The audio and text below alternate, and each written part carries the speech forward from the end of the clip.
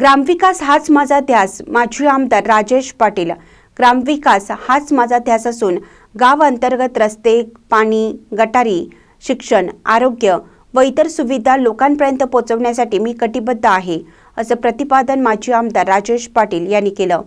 हलकर्णी येथे डॉक्टर बाबासाहेब आंबेडकर सुधार योजनेअंतर्गत साकव बांधकामासाठी 60 लाखांचा निधी मंजूर होता।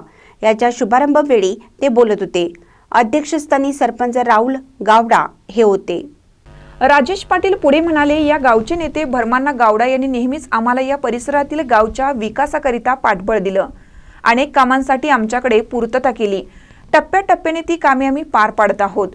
भरमाना गावडा यांनी राजेश पाटील यांचे स्वागत केले। यावेळी गावडा यांनी विविध विकास कामांकरिता निधी दिल्याबद्दल पाटील यांचे आभार मानले।